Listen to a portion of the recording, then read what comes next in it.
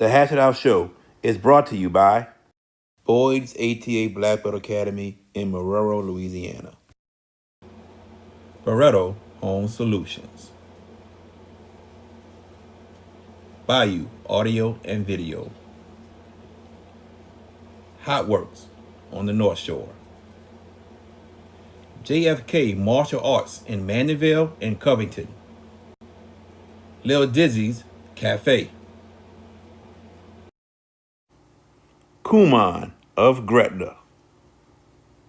Kaylin Parker of Magnolia Wealth Strategies. Moe's Pizza.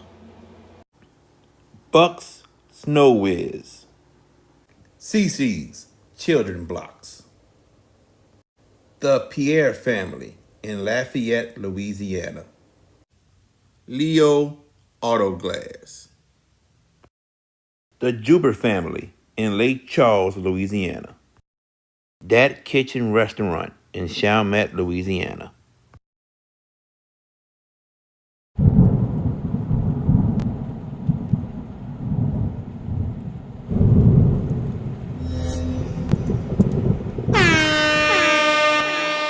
Hands up, hands up.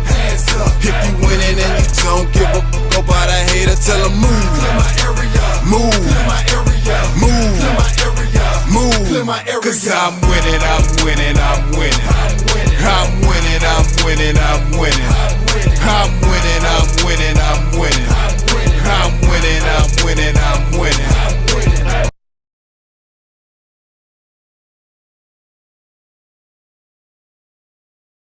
Y'all don't hear me. Y'all don't hear me, but y'all hear me now. What's up, everybody? Welcome to the Hash It Out Show. I'm JB, the sports guy. Hey, I know what y'all thinking, man. Y'all seen a basketball intro like JB is football season. Trust me, I will have it. I will have it. I will have it. Be patient, ladies and gentlemen. Be patient. It's coming. At least we have our new sponsors for this season that's up. So that's important. But we'll have everything else. Everything is coming together. We have our game stuff together, thank goodness. We're almost done with a lot of our new stuff we're adding in. But at the same time, our original podcast theme, it's coming. And y'all see, some things never change also, because you see how VK just interrupts still. Y'all see that, right? I'm having your back, big dog. I didn't say you didn't. I didn't say you didn't. All right, everybody, welcome to the Hash It Out Show. George Peppers will be joining us later on tonight. He will be with us later on tonight. Oh, man. Ladies and gentlemen, it is week 1 of high school football here in Louisiana. Yes, yes, yes. As you can see under the lights, yes, it is. There y'all go. Thank you, under the lights. We will have that Thursday and Friday. So do y'all. Have a great call on y'all games. What we got right here, the road to the dome begins. Yes. 48 minutes of wait, something got to give. Yep, winner or a loser. No draws in high school football in Louisiana. Oh, Austin Tyler, he's ready. He's ready. What else we got? Yep. Yeah. Everybody knows Austin. That's a famous guy. Yep. Happy game picks. Yeah, that's tomorrow. Y'all know it already. My guy, Jordy. Happy VK first place on picks week. Yeah. Yeah. Buck his head up, baby. Buck his head up. What's up? What's up, Tiffany? Uh-oh. Enoch in the building. What's up, Enoch? What's happening, man? Let me get it. There it is. There it is. Oh, yeah. Yes, sir. Oh, we all are excited. Yes. Enoch, you're gonna kick some behind this year, bro. We both gonna do something. Let's shock the world. Shock the world. Let's see what they can do. And then toast. Yes, sir. Toast, my brother. Toast. There it is. Yes, sir. Week 1. We are here. Now, let's get this show started. The head coach for the Bonnabel Bruins, Andre Anthony, will join us at 7:25. He's going to join us at 7:25. Possibly 7:30 because he just got out of practice. 7:30. That's cool. As soon as I'm waiting on him to give him a response, but he texted me as soon as we were about to go on, and he said he just got out of practice. All right, I'm good with that. So we're gonna have Coach Andre Anthony of Bonnabel joining us 7:30, maybe 7:35. Just be patient. We having him on tonight. believe that. But I want to start with some news that broke right around 3:30. And it's something that happened last month, but it broke out today. Like nobody knew about this. But apparently, a football coach on the Warren Easton staff was attacked on August 14th. August 14th, yes. And it came out today. They are looking for the guy. He's on the run. The dude name is Bradley Edwards, 35 years old. That's the guy they are looking for. And I'm trying to find everything I saw, but I want to get into this, man. I just don't know what is going on in our world today of high school sports. I really don't. And I don't know what the issue was of Bradley Edwards. That's who they saying the guy is. I don't know what the issue is with him. If he had an issue with a coach, I don't know. But does it have to result to violence? He walked on the campus on Canal Street, and attacked a Warren Easton football coach. Now, we talked about this last season sometime, especially during basketball season. And people, y'all gotta, we talk about adults here. Y'all gotta do is right. What are y'all teaching these kids? That it's okay to go attack coaches during games at school when they're teaching? Like, I don't understand what's going on. And for this to happen, it happened last month, but it came out today. It's sad. It's sad. We have to do better. I mean, last year, a basketball coach in the area got sucker punched for what we don't know. We know what happened in Central Louisiana area where somebody else came from the stands. It's getting ridiculous these days. And now some of these high school games, the referees need police escorts to leave the stadium. I just don't get it. Because what are you teaching your kids? What are you teaching your kids by doing this? It's ridiculous. It's ridiculous. So we just think it's okay to attack coaches. And I don't even know what the reason was for. I don't know what the reason was for.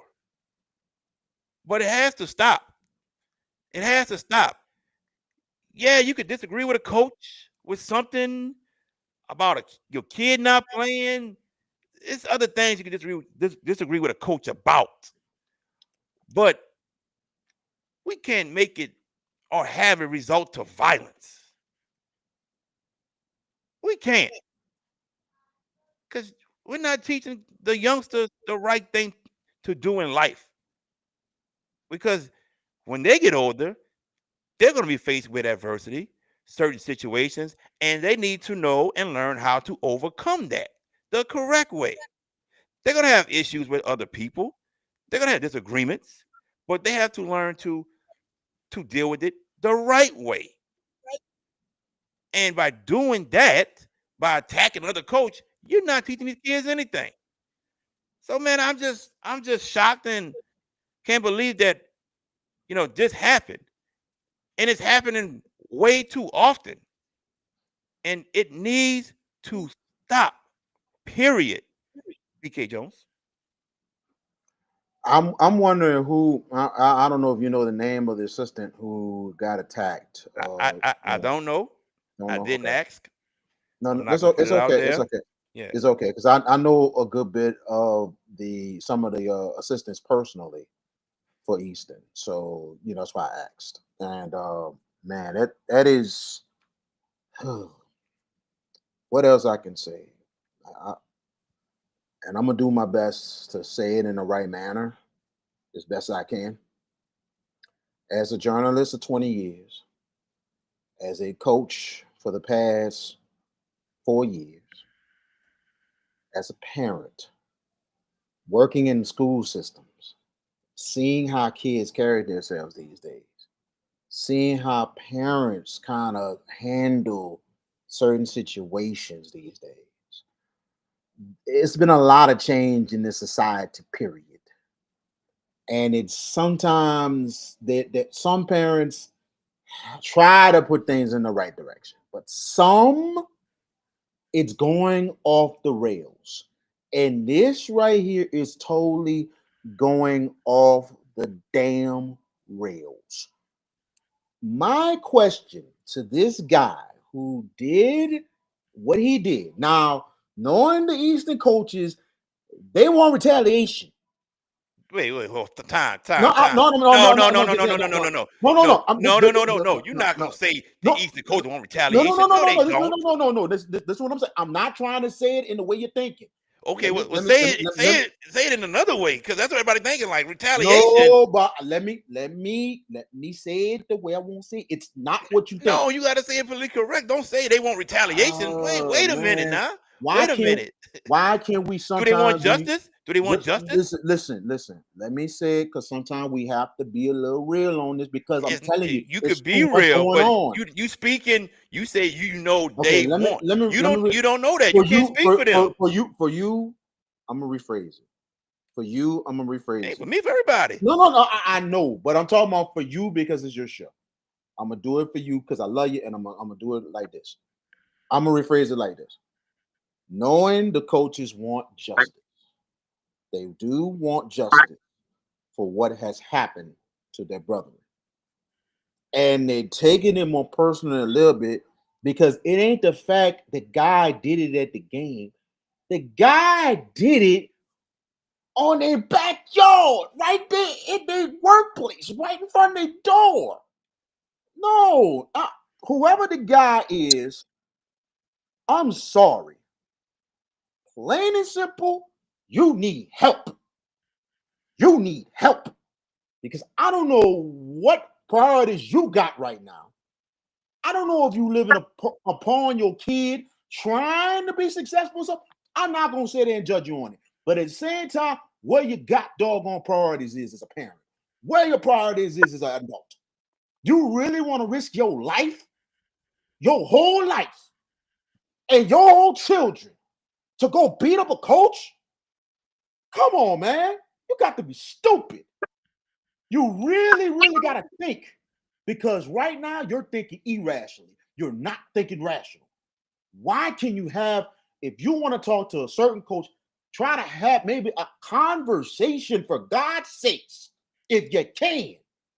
But if you can't, then don't say nothing at all. But you want to go to these people workplace and go do what you did. I'm sorry, bro. Like plain and simple, a lot of these parents need to reevaluate their priorities in life, period. Because their priorities are totally in the wrong god doggone place. And it's bad. And it's affecting these kids. It's affecting them very, very badly. So I'm saying that not just as a coach, not just as a journal, but as a parent. And I'm seeing it with my own eyes. It's freaking horrible. And you got to get better. We have to get better as a people. We have to get better as parents. Because guess what? You're going to let society, what it is right now, kind of dictate what they do? You better get it together, man. Because I'm telling you, this is some we in some hard days, man. But I'm telling you, the dude, whenever he gets caught or whatever, he needs help besides him doing jail time. He needs serious help. So Bradley Lewis is wanted for multiple charges: battery on a school teacher, aggravated assault, possession possession of a dangerous weapon on school property, Oh my God. and disturbing the peace by threats. George Peppers, I don't know if you heard, but the news was broken today right around 3:30. But back on August 14th, is what they said. August 14th, a Warren Easton football coach was attacked by this individual named Bradley Edwards, who is wanted by police. He's out on the run. So, your thoughts about this, George Peppers? Well, not knowing the particulars, I mean, everything that's happened. Um, First of all, to VK's point, society screwed up. Look, y'all know what I do every day. Y'all know what I deal with every day. So this guy, it's the norm now. It really is, and it sucks to say that, but it's the norm. If a coach is screwing a kid over, let's go beat the snot out of him. What is that going to solve? What the? Well, What? Let we me don't watch know it. we don't know what the We reasoning don't is. know the parameters of it, but That's let's what we're gonna assume. assume mostly. But yeah, we don't know why he did it. Why else? Okay, then let me rephrase. Why else? What else could it be? It can't be playing time on August the 4th or April. No, when August was the day? 14th. When did 14th? August Okay, 14th. that's a week from scrimmages, Yeah. right? Yep. Wait, August 14th? Today's August, the September today's the September 2nd. 2nd. Yeah. Okay, so you're looking at a week from scrimmages. We don't know the reasoning behind this, so for us to go out there and just go, the dude that did it, he doesn't need help. He needs his ass whooped. Because that's a cowardice move to attack a coach. That really is. Look, and VK's the only one of those three that could speak as a parent. So I feel the passion in his voice. Um, so and I'm not disqualifying you and me, Jared. I'm not saying that in a negative tone. What I'm saying is that he could speak to it and elaborate in that context. Where I'm going to elaborate is from the law enforcement aspect of it. First of all, it makes absolutely no sense to do what he did. I don't know his motive. None of us know his motive, right? We don't know why he did it. Now, was he pissed off? I mean, I'm going to operate on, and I hate to operate on assumption because what happens when you assume, right?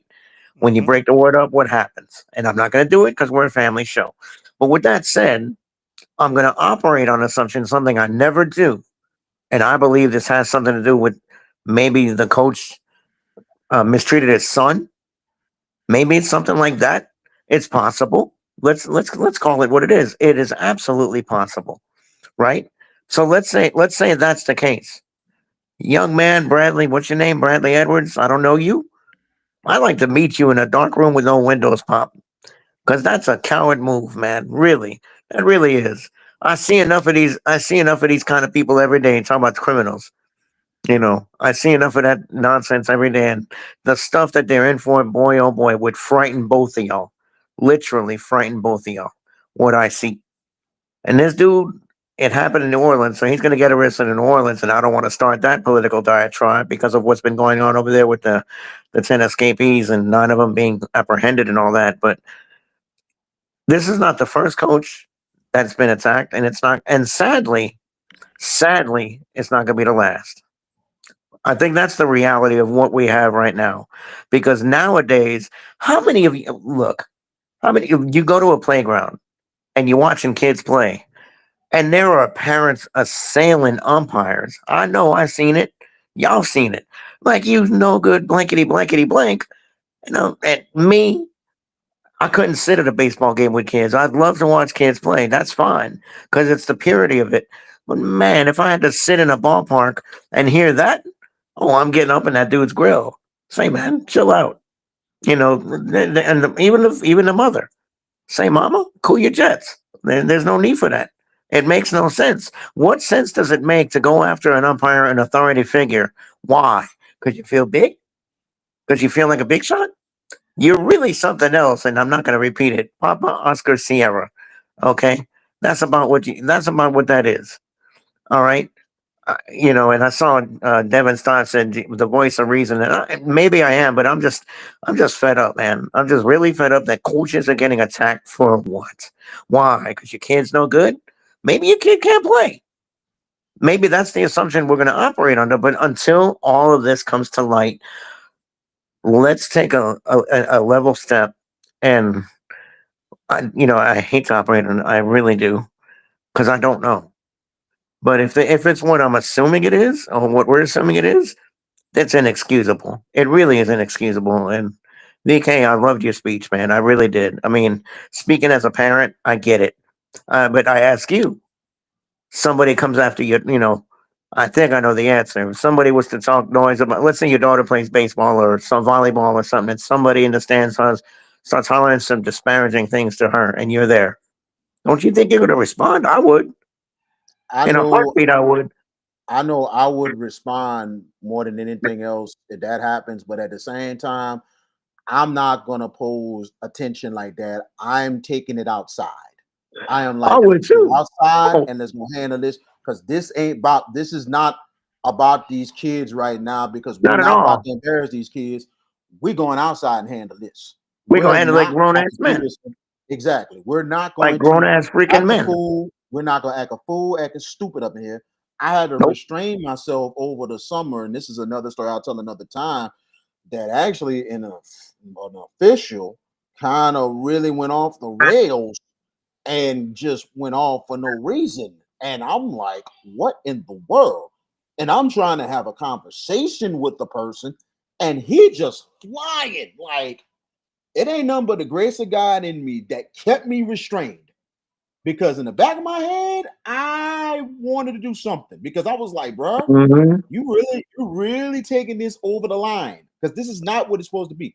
But I think, yeah, arresting him might be the thing. But my biggest thing is, I think besides him getting arrested, he needs help. He needs more than anything else a parenting type course that teaches about conflict resolution. So They wait a need minute. this, This is a kid especially that for a did lot of this? these parents. Hold on. This Huh? is a kid that did this? No, no, no, No, no, it's no, a no, no, 35-year no. old man. No, 35 year 35-year old old. man. I'm saying that they need parenting courses, Like period. I Period. said, that And doggone. guess what? And they have them. They have them in the parish. It's They do. available. They have them. And sometimes they Hmm. need it, and they need it sometimes in this kind of case. Yeah, the guy need to do time in jail, yes, but also take a parenting course because plain Considering, and simple, you have mhm, at the end of the day, he has a kid. He has a considering the kid. He got no charges, right from wrong in the BK, get-go, though. Yeah, he but is wrong. but Don't get me wrong, he is considering, wrong, but con- but he does have a kid, and at the same mhm, time, I bet you any money, if two he things. that dad that is there for his son, I'm gonna tell you, he just need to get something to get his mind right, to get understand that what he done. Hey, I I can't be doing it. He needs to know. Two things. When I saw the title, the first thing I thought was Jerry Phillips. I didn't know it was an assistant. Wow. The No, we first thing don't I know. We don't know. We So it we don't was know. they just say it's a so we coach. don't know who the coach was that We got don't know attacked. what coach got attacked. We don't know. I mean, I don't want to operate under assumption, but this dude's got felony charges, according to what JB read out. He's got, Mhm. if I counted right, three of those charges that you read out. The disturbing the peace one by threats could be classified a felony. That can't. It should be. You said aggravated. What was the other We one? got Aggravated assault. battery on a school teacher, aggravated assault, possession of a dangerous weapon on school property. That's Okay, all that's felonies. that's three felonies. The other one, the disturbing the peace by threats, that can be labeled a felony. So this guy's looking at, if he's caught and convicted. I mean, you got to go through the due process. We all know this. That's what America is about. Due process. He has that right. So let's say he gets convicted. He's looking at a double-digit number of years in the slammer. Let's just put it that way. And again, I speak as an LEO when I say that. Someone who Now, works in this field. Go ahead. all I'm gonna say is this: the only pass I would give him is if one of those coaches put their hands on his son. That's Oh it. yeah, different That's the narrative only then. pass I would give him. Different Now, narrative. I ain't bringing no weapon onto no school campus or nothing. But No, my son being a minor and you put your hands on him like that, then that's the only pass. But other than that, you got to know right from wrong, man. You can sit down, have a conversation with people. You can have a respectful disagreement to where it doesn't lead to violence. But to just go on a school campus, on the campus, you find a coach, and it's sad, man. It's sad. It's sad. It's sad. We got too much going on. baby. Where's Had the a story? horrible school shooting in Minnesota. It's just Mhm. so much going on at schools, man. That school is supposed to be a safe haven for people, man. It ain't It supposed to isn't. be what's Yeah, happening right now. and Where this. Go Where's ahead. this? Where's no? I'll just ask a question, VK. You could have it. Where did Yeah. you find the story so I can find it and read it myself? Oh, it's on Fox 8. It's on WDSU. It's Okay, on so all of it. It's on all the local entities. Yeah. Okay, Yes. all right. What's the sad part? This is freaking first degree. This ain't second degree. This is No, first not at all. degree. That's the word. This is intent. Like, Yep. dude, what are you doing?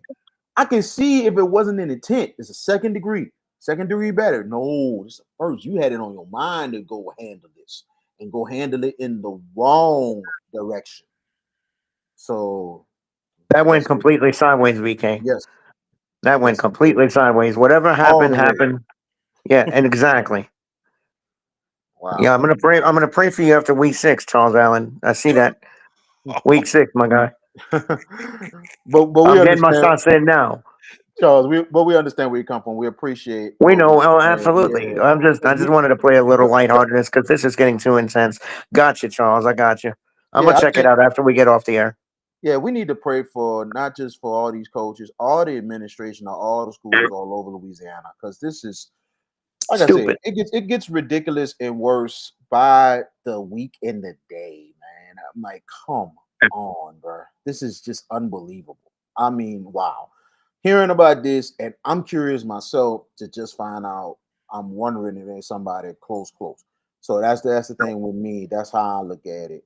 But regardless of the fact who it is, it's I'm my prayers go out to that coach, and I hope he's recovering, And and it I hope he's and doing its family. good, and his family as well, because they start their season this week, That's and I right. know they got heavy hearts, and they're trying to get their season started. So it's just sad to hear a story like this. Very sad. Definitely, definitely. While we're still here, Coach Andre Anthony will be joining us soon, everybody. He will be joining us soon. They had just finished practice right at 7 o'clock. So he's going to be joining us soon. So we just giving him some time to get situated, and he's going to join us soon. So we're waiting on him. So while we're waiting, there was some jamborees this past weekend, fellas. Some jamborees this past weekend. And we were at a couple of them, and I want to start off with Mhm. your thoughts about the Edna Carr Cougars, Mr. George Peppers, against West Jefferson. Let you go first. Your thoughts about them. Yeah, I'm gonna pray for Shaw this week. And that's all I can tell you. I hear you, Uh, bro. I hear you. I mean, dude, you know it. Y'all got run like a dog last year against them, and y'all won the state title. But no, let's talk about Carr. That was the most pedestrian effort I think I saw. I don't think they really, obviously, it was vanilla. I mean, a lot of teams are not going to expose their game plans, but Carr, and I remember you were picking on VK talking about give me some stats, and I fired off one at you, and you just looked at me like, damn. 7 penalties in the first half, 5 personal fouls. 2 of the 5 personal fouls took away touchdowns. And West Jeff maybe accumulated, 20 yards, maybe 25 yards, perhaps. That was a typical Carr win. If they didn't show all their hand, they dominated the game. VK on both sides of the football. They are much faster, much more athletic. I think their identity offensively is much more clear. West Jeff looked, I think, befuddled a lot because they could not handle the bull rush of Carr up the gut. A lot of those guys that were closing the inside, West Jeff didn't have enough speed to get to the perimeter. This was just a one-sided effort. It could have been way worse than 28-0 VK, but it's a jamboree, and it's probably the proper result in the sense that Carr won, but it could have been a lot worse if Carr would have played a cleaner first half. Well, all I'm gonna tell you is like West Jeff, you've seen some progress in the scrimmage against Carver. But then all of a sudden you have to play, and this was really more of a last second, last minute It like was. Mm-hmm. call It was. to get Nobody them to wanted to play play. Carr in the Jamboree. Nobody. Nobody. No, they were almost scared off. So they West Jeff and credit Marcel Andrew said, I'm gonna take it. And Definitely. I think this was good and needed for them I agree. to understand that, hey, let's see how much you step up here. And then all of a sudden they get knocked down. It's reality check. It's reality check time to understand that, hey, you're going to have to play a full quarter game. If you're going to win a game, we're still learning how to win, you're going to have to play full quarter. You're going to have to battle. You're going to have to be consistent the whole way. And you look at their schedule for the first 4 games. Lord, Same have as mercy. last year, VK. Their schedule is wow. I mean, they have to play on the road for 4 straight weeks, and they start over at Franklin Parish. Franklin Parish to start it off.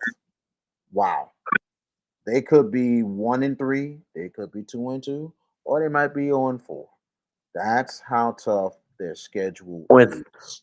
with what we saw Thursday night, I don't know if that offense was good enough to win a football game against that foursome they play. I think Shaw is in that first four, if I'm not Yeah, mistaken, JB. I think week 2 or 3, I think they get two, y'all. week 2. Two. I, Yeah, I they go to Shaw in week 2, and look, they didn't score a point against Shaw. They didn't score a point against Franklin Parish. Their offense really was just, it's a mystery as to where GP, their identity lies. GP. Let me stop you right quick, Jordan. Gotcha, baby. I'm gonna answer your question later, but we're gonna do a quick commercial break, and when we come back, the head coach of the Bonnabel Bruins, Coach Andre Anthony, will join us right here on the Hash It Out Show.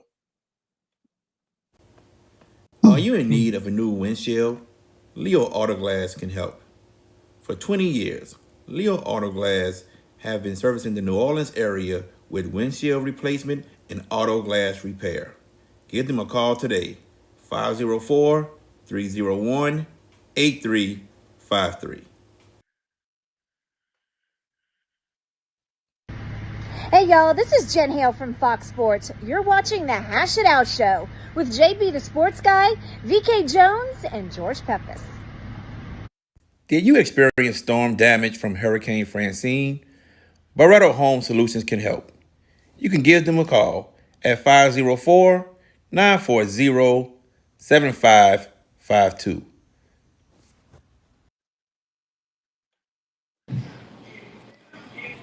And welcome back to the Hash It Out Show. I'm your host, JB the Sports Guy, alongside VK Jones and George Pepis.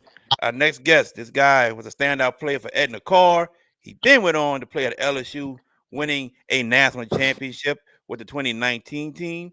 Now he's the head coach of the Baltimore Bruins, the one and only coach, Andre Anthony. What's going on, Coach? How you doing? How you doing? I'm doing well. Good deal, good deal. Glad you could join us, Coach. Let's get right into it, Coach. What made you decide to want to become a coach? Honestly, it kind of been a passion of mine, honestly. Since LSU, kind of when we used to do those kids camp at the school, like Coach O came up to me like a couple of times when we did over the 6 years I was there. It's like, hey man, you can really be a coach, you know. And then as I got older, you know, becoming a leader, a senior, you know, leading those young guys, those freshmen, those sophomores, and teaching them the way and stuff like that. That's kind of when I knew, okay, this might be for me. But I always knew after I got done playing, I wanted to do something. I just didn't know what. But like literally right after I got done playing, got a couple phone calls, and then I just kind of jumped into it. And after I jumped into it, it was all she wrote. You know, I just fell in love with it. I never looked back. Definitely, definitely. I want to go back a couple years. Tell us something magical about that 2019 season at The LSU. brotherhood. The brotherhood, honestly, the brotherhood that we built over time, the team that we developed outside of the players and staff, man, it really just all came together. You know, everybody buying in, everybody playing for each other. That's really what what kind of led us to winning that 2019 championship. That bind that we had, man, like it just was once we put everything together. Once Joe came in, uh, fit right into that brotherhood, man, it was all she wrote after that. And then you just had a lot of people on that team who had something to prove. You had a lot of people on that team who had something to prove, and it was just putting all that together. Coach O coming in and with his philosophy and his style, it was just a perfect combination. Okay. Earlier this year, you were named the head coach. So, what was that feeling like when Coach Hagan says we're going to hire you to be our football head coach? Man, it was crazy. I didn't, I wasn't expecting it. First, especially my second year in coaching. My first year, I was the D line coach here, and then man, when he came to me, about it. He really came like, he was like, you know, how you feel about interviewing for the head job? And I'm like, so I called my go-to guys. So I called Bryce, I called Nick, I called Coach O, I called my trainer BT Jordan. I called all my guys who had, you know, helped me get to this point in life. And they was like, man, why not? Like that shouldn't even be a question. Like if the opportunity is there, take it. And then I just kind of just dove in into really, really like, you know, preparing myself for that interview process. And I was comfortable and happy with, you know, everything that I learned and just taking everything that everybody taught me, and bringing that to the table in my interview. And then after that, like I said, just it was God's timing and God's plan after that. Me and Coach Higgins, we talk from time to time, and he wants Bonnabel High School to be one of the most successful sports programs in the state. Basketball, football, Yes. soccer, all that good stuff. With you being the head coach now, how do you plan to build and maintain a successful football program? Culture, building that culture, that foundation is one. That's my first thing coming in. I wasn't worrying about wins, losses, you know, that's gonna come. My first thing is coming in and establishing the culture and the foundation, you know, the discipline, and do first. And then after that, everything else is just gonna come, you know, once the kids bought in.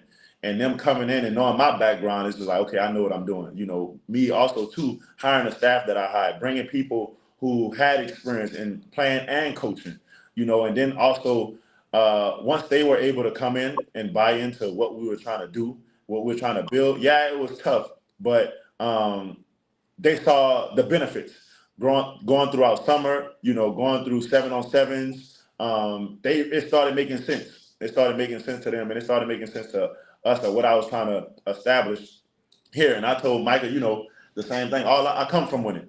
I come from winning. That's the background I come from. So that's all I know. And that's what I want to bring, that mentality here. Like, this ain't the old Bonnabel. Like, this ain't the old Bonnabel. This ain't the old ways. We trying to come change the narrative. Hey, no matter wins or losses, they're going to be, hey, when you see somebody with this Bonnabel shirt on, hey, them boys come with discipline. They got pride. You know, they going to fight. You know, that's what I want. That's what I want. I want to change the narrative of what the old Bonnabel used to be. And then, you know, the games that we played, just to hear alumni come back and say, you know, man, like, they're way better off than they used to be. You know, they looking like the old Bonnabel as far as like when they were winning and things like that. That makes me feel good because it makes it make sense for me that I'm doing the right thing. I'm in the right direction. You know, even me talking to Micah and like talking to people who just come to the games and just hearing people, you know, say things and stuff like that. Because obviously the expectation is here. Like, this ain't enough. You know, I listen to that, I hear it, you know, take it with a grain of salt, but it's like, it's more that could be done. It's more that I can do to bring this program where I want it to be. And I tell the guys all the time, I tell Micah too, ain't nothing in that gym but basketball banners. I said, I want to put my banner up there. I want a whole ceremony. I want the whole nine. That's what I tell my players. I want to put my banner in that gym. So that's the mindset. You know, like I said, that's the main thing: culture, foundation, pride, discipline. That's the first things first. When I came in, and like I said, it's been good. They've been really buying in, and now it's just really taking everything that they learned over the summer and spring and since I got here, and not putting it in to the game. Definitely love it. My last question before I give it to VK. This is our third year of doing the Hash It Out Show Game of the Week, and our first game this season is Bonnabel versus Sophie B. Wright. I don't want to know your game plan, but I will ask you, what will it take for the Bonnabel Bruins to walk out of Pan American Stadium with a victory? Mindset. It's just that simple.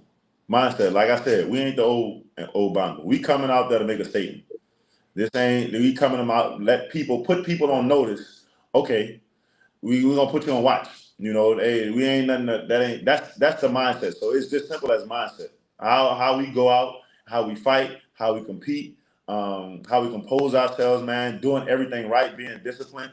It's just simple as mindset. If our mindset is there to go out there and win and do everything it takes to win, like I said, I just want people to put on notice when they come to the games, man. Look, we got something. They way better than the years before. You know, as far as everything. So my whole thing is mindset, discipline. Like I said, pride, and everything else will come. The plays gonna come. You know, the touchdowns, all that's gonna come when we come out there and do our 1%.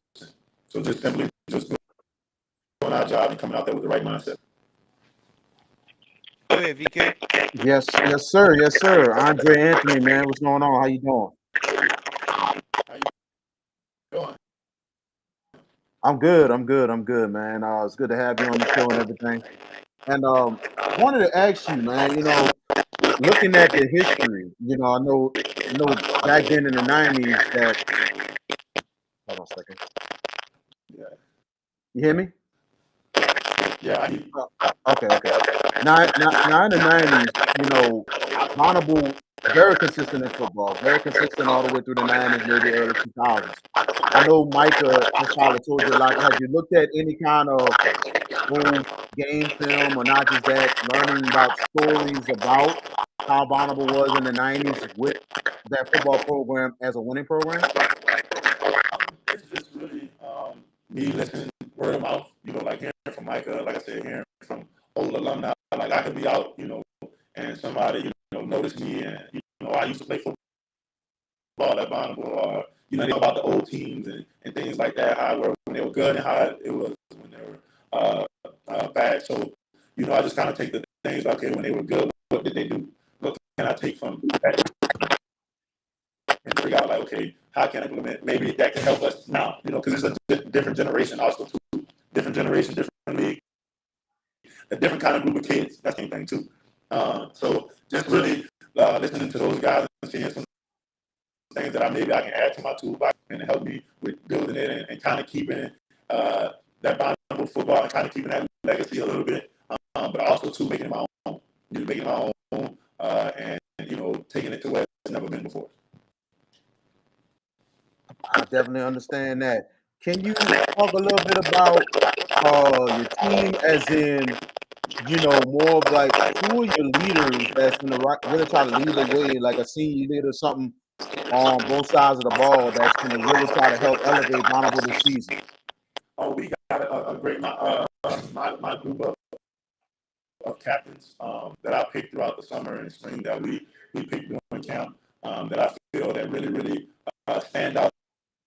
That's going to really be people who separate us from wins and losses. That, like I said, I want this to be a player-led team. So me picking those captains to make sure that they were the ones that these kids looked up to, and then also too that they showed and kind of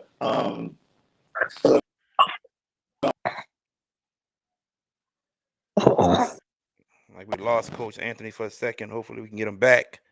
We can get him back. You hear me good? I hear you. Coach Anthony, let's do this right quick. Let's do this. You can hear me. Log out right quick and log back in if you can, Coach.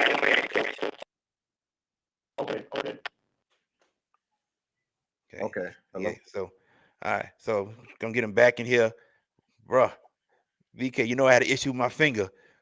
My finger started bleeding when I was asking questions. It just started bleeding. I felt something cold. I looked and said, "Oh God!" You put a bandage on? I didn't have a bandage on it. I didn't. Oh. I didn't. I was just sitting here. Nothing happened, and all of a sudden I felt something warm in my hand. I said, "What's that then?" Oh snap! I'm bleeding. All right, we can get Coach Anthony back in here. All right, let's see if we got him. We're having a little bit internet issues. Coach Anthony, can you hear us?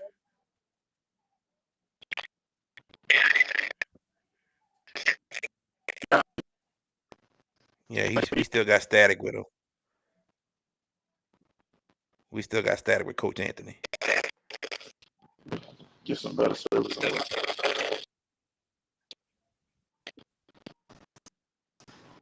Might go out and in one more time, I guess.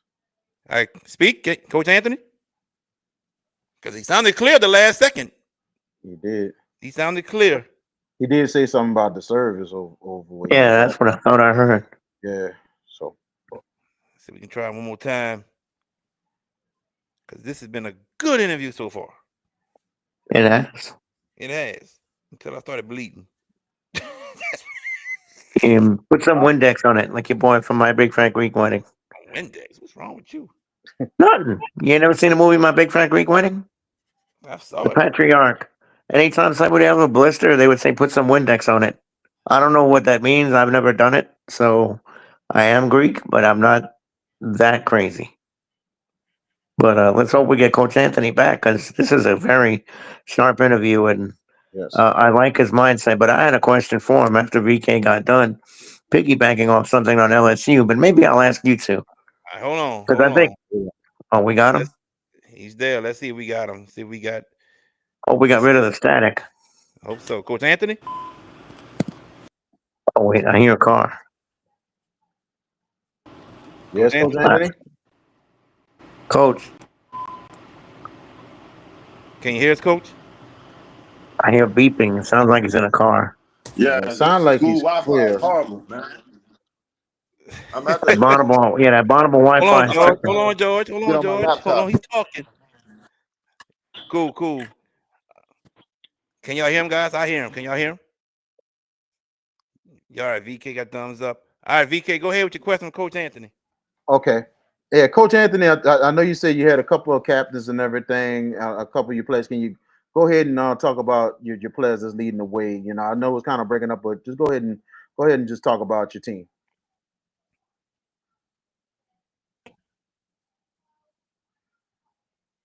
He did mention about trying to get on his laptop. Yeah, he did say that.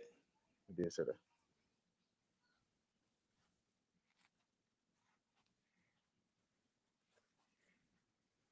So hopefully we get him back. Got to be professional, George. He coach already said that you want to add on to that. George is going. I'm like, George, stop.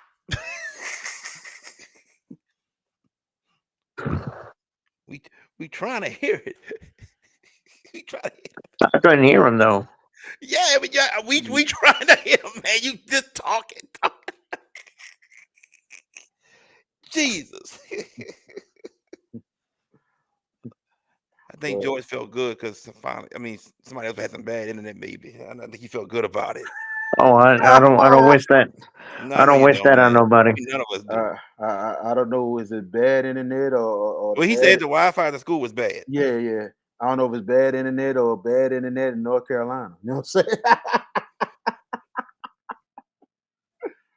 Yeah, especially after last night. It was more than bad internet over there. I hope we get Coach Anthony back. Yeah, I hope we do. Hope we get him back soon. Yeah.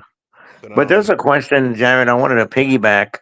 Okay. And not to get away from Sophie being Bonnabel, but you asked him about what the feeling was to be on the 19 LSU team, arguably one of the best teams ever.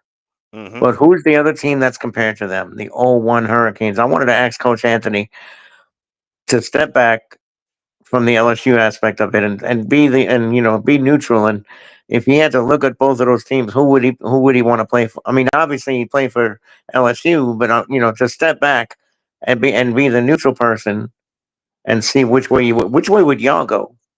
I guess I could ask it safely because neither one of us went to Miami or LSU. I went to LSU for a little bit. Yeah, I went to LSU. But if you had to pick, do you pick the dynamic offense or do you pick the team that had 11 Hall of Famers? Oh, man. It's a good option. It's a real good option. But, if you want, he probably just wanted to really stay home and stay close to family. And he went ahead and picked LSU. So, right. that wasn't over there. Okay. Hold on. Let's see if we got him back. I see a picture. All right, Coach, you hear me? Yeah, man. There we go. The school Wi-Fi, man. Oh, good. Oh, good. Go ahead, VK. Yes, sir. You mentioned how much is leadership of his team. Tell us a little bit about your leaders this season for the Bonnabel Bruins. Yeah, so really, I took a deep dive and really picking and choosing my leaders personally. Because I've been a captain. I've earned my way at Carter to be a captain. I earned my way at LSU to be a captain. So it really meant a lot to me to become and build these guys up to be character guys or captains just as a whole. So like I said, I really wanted this team to be a player-led team. They hear from me and they go to their teammates, because at the end of the day, it's different when it's coming from a coach. As a coach, it's maybe it's fussing, or okay, he say this all the time, but it's coming from your own brother. It's a little bit different. So I relay my message to them to get to the players. Now it's the same message. I'm getting the same message across. But I really just want this to be a player, and just to also teach these guys too, what it takes is just to be leaders in their lives after football. Leaders as men in the household, leaders as men in the community, and wherever they go. And just also too, for the young guys to see, hey, one day I want to be one of those guys. So just building those guys and just really, really dialing into, because these are the guys that I said that are going to lead our team and take us all the way. These are the ones that I'm expecting to make plays in big time games.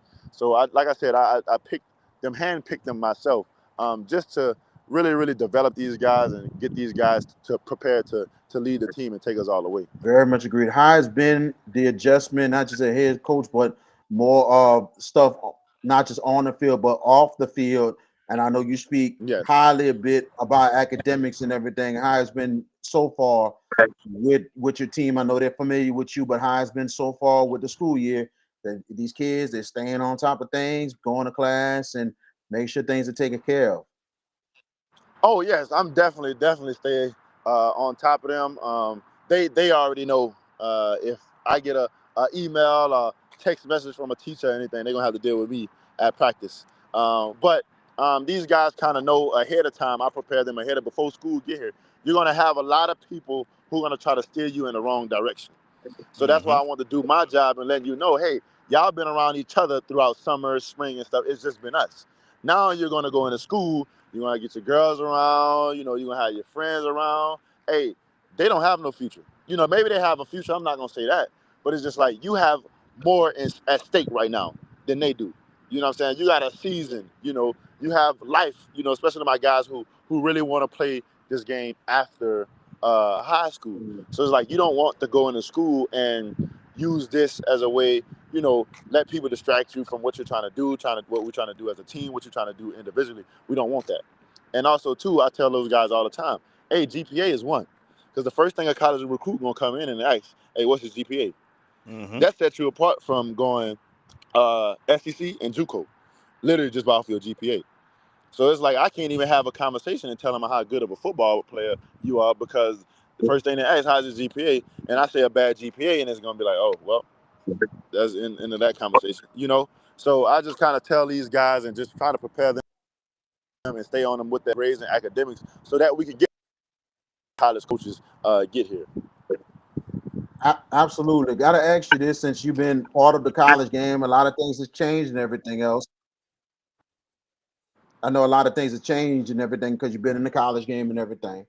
But now, I know you said something about the JUCOs as well. You know what I'm saying?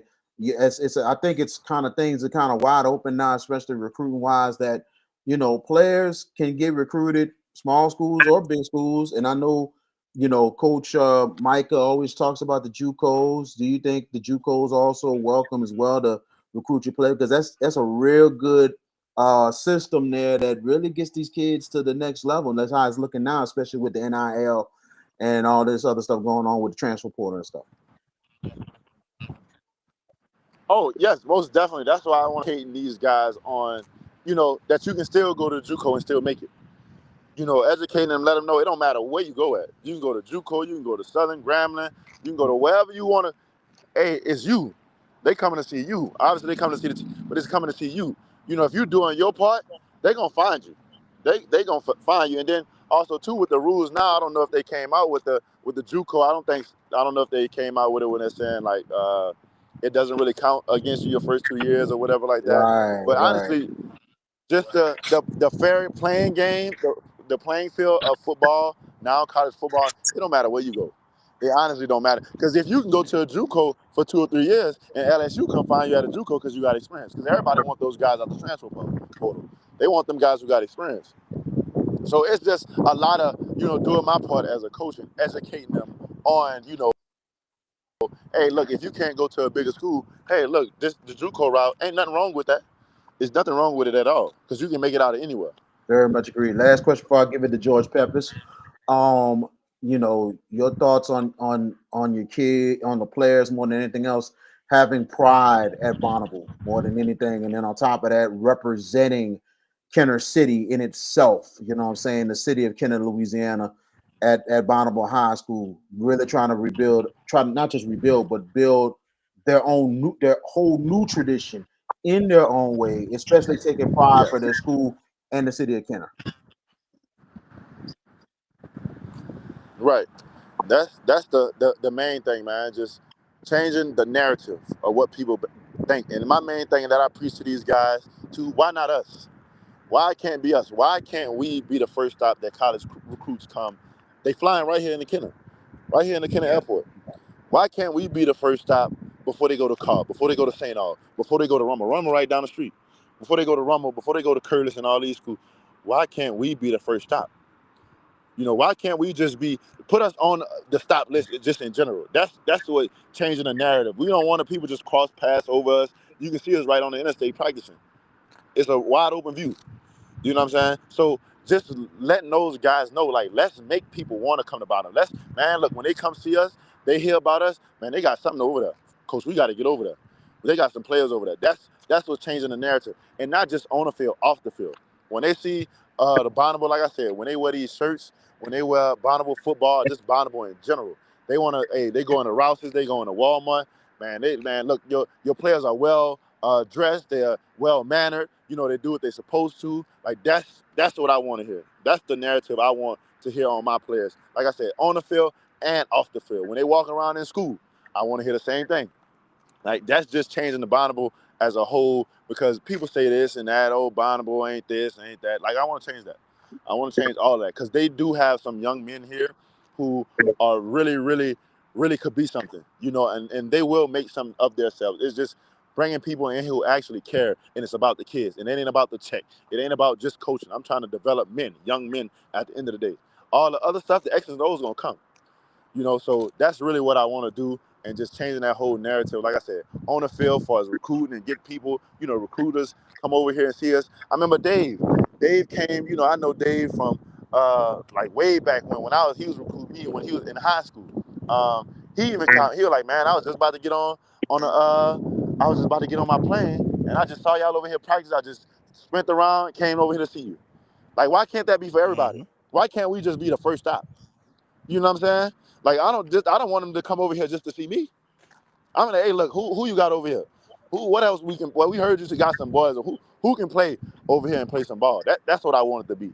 That's why I want to just change that whole narrative and everything. And then, like I said, it's happening. It's 100%. It's 100. Because like I said, I go out now when I'm out in the community. Like since we played Country Day, you know, and playing young audience last week. People are already saying it, man. Look, man, y'all look way better off, man. They look very disciplined on the sideline, man. Just everything, and I love it. I love it, and that's a kudos to these young men. Very much agreed. Yes. JB, go ahead and you can pass it to George after that. George, you ready? Yeah, he's ready. Go ahead, George. It's on you. Coach Anthony, first off, thank you for making time to join us on the show. And before we start, I just want to wish you, on behalf of the show, good luck on the season. And we'll be looking forward to seeing you guys on Thursday night to start season 3 of the Hash It Out Show Game of the Week. And yeah, they do battle with Sophie B. Wright. You're welcome. Let's talk about that matchup. That matchup itself, Sophie B. and y'all, two young head coaches aspiring to change narratives at their respective schools. Much ago at Sophie B and you at Bonnabel. You talk about changing the narrative. What have you preached to your kids throughout the spring and summer and into the fall? What have you told your kids to make this narrative thing happen? It's just simple as doing your part, doing everything that, you know. I'm telling you, you know, because I've been there, I've done that, I've made the mistakes, you know, I've done that. So just letting these guys know that, you know, the sky is the limit. When you come in, you work hard, you do your 1%. It's beautiful, you know. And then a lot of the times when they see things when they go out like during the summer for 7-on-7, and you know where we start off slow and we win big over there in Bonnabel, we go far in playoffs. And like I'm like, oh, it's just this simple. I asked them the question. I said, does it make sense now? Does the workouts make sense? Does the hard practices, the early mornings, the late nights, does it all make sense? Like same question when we beat Country Day. I said, does it make sense now? Because in their heads, they don't see it. They're like, man, why we got to get up early? Why we got to work? Why we got to do this? Why we got to do this? Why we got to be? Does it make sense? Because it's gonna all start making sense when you start winning, when you start doing, and you come in finally as a player, you're doing everything that you ever wanted to do. When you're winning as a team and you just feel good about yourself. So then I go back to, you remember them days at practice when you wanted to quit? You remember those stairways to heaven, them 110s? You remember when coach was on your butt at practice and you almost wanted to quit? Like now, this is why. This is why. So it be things like that that make it surreal for me because I'm like, that's like I said, I don't have to say nothing else. I'm saying, does it make sense now? Does everything your coaches have been telling you, does it all make sense? And it will continue to make sense if you just come in and buy in and continue to do your part and to continue to do your 1%. Everything else is just going to happen the way it's supposed to. What have you seen from Sophie B. Wright? I know I mean, obviously, I don't know if you've gotten Jamboree film or anything like that. But what do you know about? How familiar are you with their offense and what they do, and defensively, schematically? How familiar are you with that group? And because they're a bunch of athletes there too. Those guys they're athletes. But let's talk about that matchup itself. It's a very dynamic opening matchup for you guys. I like the test for both of you. I think this is a very competitive football game on paper. But what is it going to take for you guys at the end of the day to come out with the win?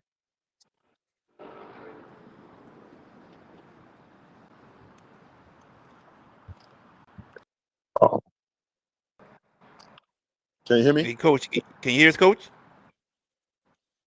Yeah. okay. Yeah. Oh, You here hear we me? go. Yeah, we hear you. Yeah, Yeah, go we ahead. got you. Oh, I was just asking you so yeah, if you want me to it's just repeat, simple, Coach. like I said earlier. Yeah, it's just simple as, like I said, man, just coming out and doing your 1%. Coming out, and it's a mindset. It's a want to, because my thing is just coming out and showing everybody everything that you worked hard for. And Muncie has a good team, man. We don't watch film on those guys, and they have a good team. They have athletes. It's gonna be definitely a fight, man. To see, especially Muncie. He's the OC over there, so he's gonna come with it for us offense. And we have a very, very, very good defense and offense too. But I'm a defensive guy, D-line guy, so I'm always back those guys up. But it's going to be a test, like you said. It's going to be a test of where we want to be. Like I said, this is going to set the tone for what we want to be the rest of the season. Who do we want to be the rest of this? Yeah, let's go put it out there. It's week one, the farmages, all that stuff, the jamboree, all that's over. Now it really matters now. When you took the job at Bonnabel, did you? I mean, looking We're at the doing our district, let's part, talk but about the. like I said, it's definitely going to be a good game, and I'm looking forward to it. Okay. I mean, I expect a good competitive football game between you two guys. I think it's going to be very entertaining. Let's talk about the district in and of itself because they're the one common theme of this district. 10-5A, right, Jared? I think, or 9-5A, 10-5A. Okay. The one common denominator of this district is the turnover in coaches. Only one team retained their coach from last year, and that wasn't the district champions. That was West Jeff. Talk about the turnover in this district, and it brings a complexity to what these teams are. They're not the same teams that they were last year. How much of a challenge do you think that's going to be for you guys going forward? Oh, damn. I think we lost them. Hopefully, we get them back. That's that Jefferson Parish Wi-Fi. You can't talk about somebody else's internet, bro. Look You here. cannot I'm talk, not bro. mad. I'm not mad, sir. Paris Wi-Fi. All right, hold on. Uh, Hold on 1 second. I don't know if you got my question before you lost us. Let's see. All right, Coach, you there? Yeah. I'm sorry about this. All right. Out here walking around trying You to find good, it. man? You're good, man. It's good. Listen, you're good. Don't trip. I was asking you about the turnover of coaches in this district. How much of a challenge do you think that's going to be when you get to district play? Because these are coaches. I mean, obviously, you have Willie Brooks at Everett, and we all know what he's about. But a lot of these other coaches are unproven. The ones that are new. And I'm not saying you, but I mean like East Jeff and other teams like that. They haven't been head coaches before. How much of a challenge will that be for you guys to kind of get a handle of what kind of a team would, not your team, but those teams when you get to district play? I mean, honestly, we just ourselves. We just have to be ourselves. I know, Mark at my guy EJ. Riverdale. Everybody's really pretty much a new head coach in this system. So we're all trying to establish ourselves, culture, establish, dominance, and going out and wrong. I think they're a great group of guys. For me, it's just like focusing on, what I'm trying to do here. Those guys have what they're going to do at their schools and how they want to implement things. So, I wish those guys the best, but, really just focusing on our team so that we can go out and compete when it's time to face those guys. This will be my last question before I turn it back over to Jared Boyd. I know you graduated from LSU. What did you think of what happened Saturday night at Clemson? That was a very character building win by the Tigers. Defensively, they were very stalwart, very greedy. Offensively, they were pedestrian. But what were your thoughts of that win over Clemson, and what do you think it's going to do for them going forward? Oh, did you hear us, me? Coach? You I hear us, don't hear Coach? it. Oh, not again. Coach, you hear us? Coach, you got us? Can you hear us, Oh, Coach? he's going in and out on me. It sounds Yeah, like he's it. going in and out. Hold on, George. I Hold feel on. that. Hold on, George. Okay. Can you hear me, Coach? Can you hear me? Yeah. It's All right. it's I going got in you. and out. I'll try to make it quick. George asked, what were your thoughts about the LSU win this past weekend? Oh, just when we do, it goes out. It's all good. It's all good. It's It all is. good. Heck of an interview, It's though, all y'all. good. Yeah. You ain't lying, man. You ain't lying. And for Coach Anthony to, going through the technical difficulty he's going through and to have Stick it patience out. with everything still. Yeah. So we thank him for that. We see if he come back. If not, we understand it's a fight with that today. It was a fight. Yeah, absolutely. Yeah, but man, we thank him. We thank him so much, man. But if he comes back, all good. If not, it's okay. So Bonnabel Bruins, Sophie be right. Tomorrow we'll have Lunchy Lego on with us tomorrow. The coach of Sophie be right, and there's Coach Anthony. So let's get this last question. I'm gonna tell it to him, George. You got it. All right. All right. You there, Coach? Yep, I'm here. Coach? All right, good. So last question, and George wanted to know Yeah. what were your thoughts about LSU defeating Clemson on Saturday night?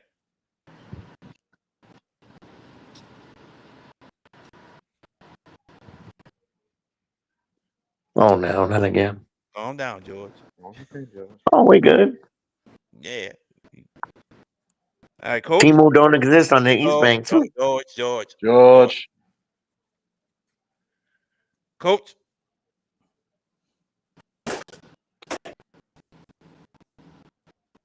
See if we get Coach. I can hear him. I can hear Coach. I am too. Yeah, I can hear Coach. He can't hear us.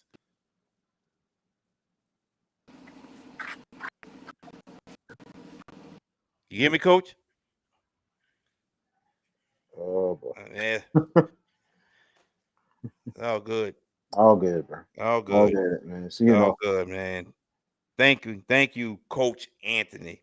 If he try to come on again, man, I'm bring him right back in, man, because he's being very patient, and I'm thankful because other coaches have been like, oh well, moving on. But very thankful for Coach Anthony, for taking time out of his schedule and sticking with us, during the technical difficulties that he's having on his end. But that's all. It's all good. Let's move along. If he comes back, we'll go back to him. But we had talked about the card jamboree, and Jordan Taylor, I still got your question. I didn't forget about it. Cards didn't run a lot of plays. They didn't play their starters long. They held some starters out. 28-0.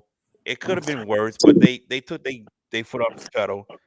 And you got to credit Coach Marcel Andre for taking that game to go play in the car. And there's Coach Anthony again. So hold on 1 second. All right, Coach. Can you hear me? Yeah, it's All going right. in and out. I got you. Gonna make it quick. The last question. George asks, what were your thoughts about LSU defeating Clemson? Oh man, that was beautiful. That was amazing. It felt like 2019 all over again. But just really honestly, like I said, I'm a defensive guy, so really going to see that defense and really the DBs, man. Like we kind of been struggling on the back end past couple of years with that DBU unit, but just to see that we got the old LSU and the old defense back, and I love every second of it. Definitely. Well, Coach Anthony, we want to thank you for taking time out of your schedule to join us. We want to say good luck to you this season, and definitely, and we'll see you Thursday night as we broadcast Bonnabel versus Sophie B. Wright. Thank you, Coach. Definitely. Thank you. Yes, sir. You too, Coach. Right. Thank you. Coach Andre Anthony. There we go. We got through it. We made it, baby. We made it, baby. We made it. All right. So back to the Jamborees. And credit to Coach Marcel Andre for taking that game to go play him. And I give him the most credit out of anybody there because he didn't have to take that game. He didn't have to. But for West Jeff to be great, to be good, they got to play teams like this. And they got to face adversity to get better. So I credit Coach Andre for taking that game. We saw Shaw and St. Aug also dominating performance for St. Aug, period. In my eyes, there's some mistakes Shaw made that they shouldn't have made, especially with a veteran defense. Once again, I've said it, when they play good teams, Shaw has trouble stopping the run. And we saw that. And then Shaw, for some reason, jumping on double moves when they're in cover 3 and just not what you thought you would see from a Shaw defense. Shaw offense, we said they probably would struggle a little bit, and that's what that happened. They struggled a little bit, couldn't move the ball. But defensively, from a veteran group, we thought we'd see a better showing, and that wasn't what we saw. I do expect for them to get better. I really do. It's gonna. They will. It's just that was just, to me, a bunch of mistakes made defensively that they shouldn't have made. GP. Oh, no doubt. But there was some positives to take away from that game. I mean, yeah, you see 28-7, and you see St. Augustine. It looked like last year's game once washed over again. Last year's Jamboree, St. Aug really took it. Put the screws on Shaw last year. But look what happened to Shaw after that. They got better. Yep. They peaked at the right time, won the state title. Will that happen again? Don't know. With that being said, there was some positives I took away offensively. I think DeAndre Franklin could be a find for you guys for Shaw at running back number 23. Yeah. He's a guy that's not going to go down on first contact. That I saw. And that's a St. Aug defense that can punish you. And this guy was taking hit after hit after hit and not going down. He didn't garner a ton of yards, but the St. Aug defense as a whole played well. And I told you, the both of you, VK, especially you, I said, I'm really curious to see what Vashon Coulon's going to do. How much has he grown from last year to this? And I saw some very nice steps. We always knew he had a laser for an arm, but his ball placement was pretty good Friday night in that second game. He put balls on the spots. And your number one receiver, there was one play, he ran a go route to the side, to the far side, and Vashon let one fly. They got two number one receivers. Two number one receivers, but I think it was number 3, the one that ran the kickoff back. No, the one that ran the kickoff.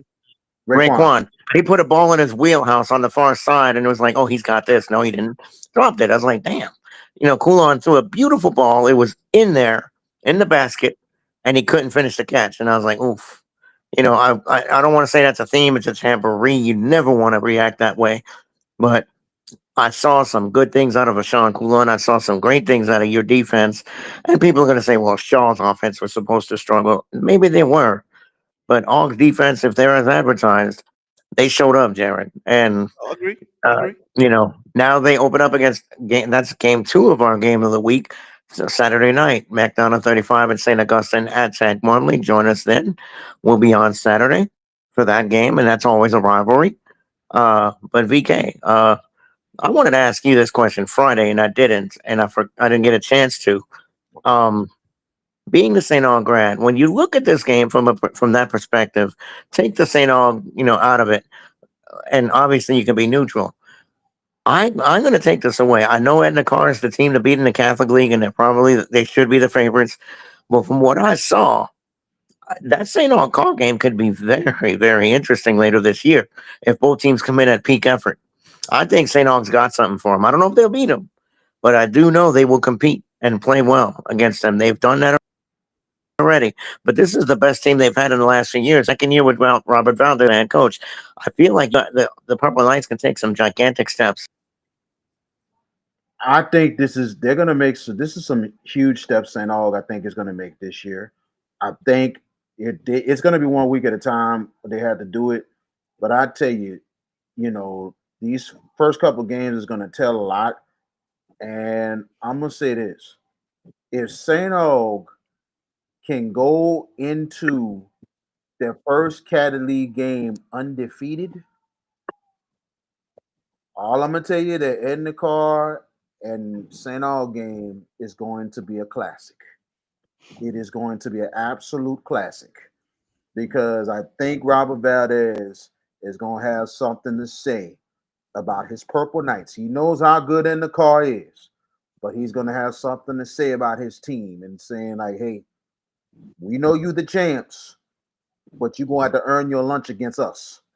So I really think it'll be an awesome game. I think St. Aug they're making strides, and I think the defense, the way they played, especially how young their defense is, if they carry that intensity early this season, look out. Because we know what the Purple Knights can do offensively. Okay. Now, get to our last topic of the night. And let me see what we got here. Uh-oh, there go this thing again. Oh, boy, here we go. But I got it, though. Jordan Taylor with the... yes, indeed. All right, fellas. As my sources don't want to go away, it's just staying right there. So this happens every now and then. Not a lot, but it's there. All right, guys. So Jordan Taylor had a question, and his question was, besides the games we're broadcasting, what other week 1 games intrigues you? And I'll let you go first, George Peppers.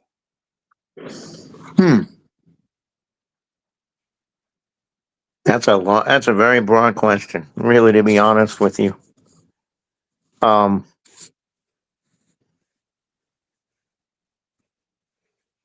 don't know. Boy, is there one? I mean, is there one to pick? Pick one.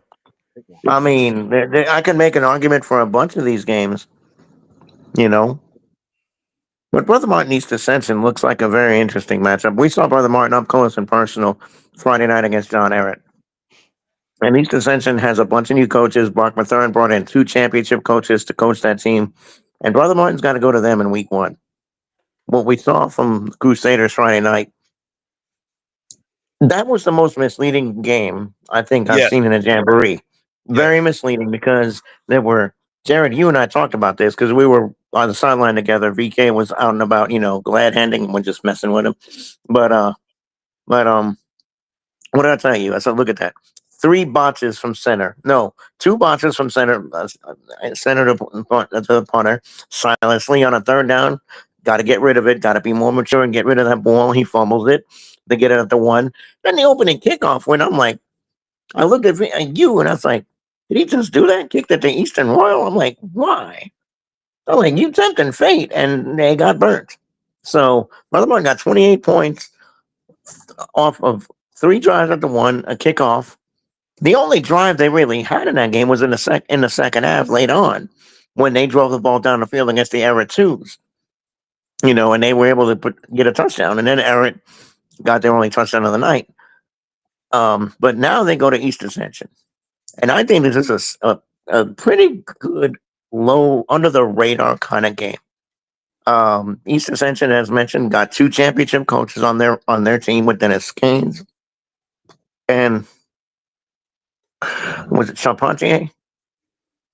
Yes. I don't know if Charpentier won a championship, but he's a pretty good coach. He's been deep in the playoffs, but yeah, Scanes just won the title last year. Who they beat? Oh, that's right, Franklinton. Just messing with you, but it's a pedigree matchup. It's an interesting matchup, and I think a very competitive matchup. For me, that's the one. That's one. There's some. Look, I can name about 20 of these games, and I can make analogies for it. But I'm going to go with that one. Go ahead, VK. I know there was some interesting matches I've seen, but the one I see right now is going to be, to me, probably the game of the week. Yeah. Franklinton A meet.